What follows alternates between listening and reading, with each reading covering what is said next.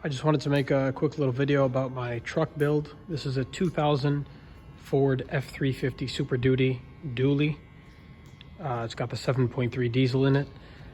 This is a factory cabin chassis truck. So it came out of the factory as a cabin chassis. It says here, incomplete vehicle. And I couldn't find any hitches on the market that fit this truck. So we're building one.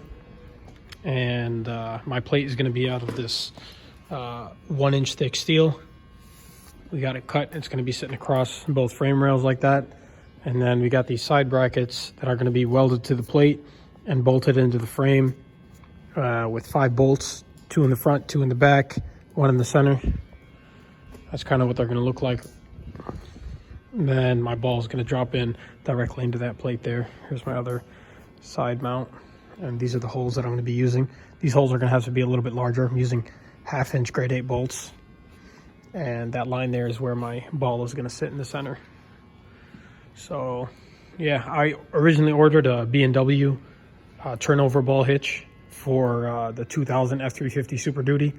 And I went to put it on, and it didn't actually fit.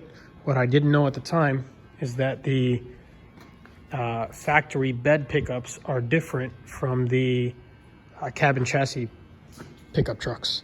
The frame rails are actually about 3 inches wider on the bed models. Since this one came as an incomplete truck from the factory, that one was not going to fit this. There's actually a lot of things that are different on it. The exhaust is in the way.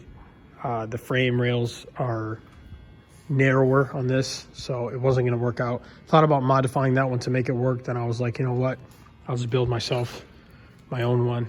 We had this 1-inch thick steel plate here that we cut, and that's what it's going to be for our ball. Not really sure if I want to reinforce it or not yet.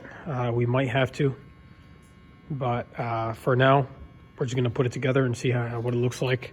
If we do want to reinforce it from the bottom, we're going to have to cut that exhaust out of the way, reroute it somewhere else, or we can reinforce it from the top with some angle iron or C-channel. But for now, that's what it's going to be like, and I can give an update when this is finished. I'm cleaning off the bottom here so it can be welded to these 1/2-inch plates on the side here, because this is going to get flipped over right here.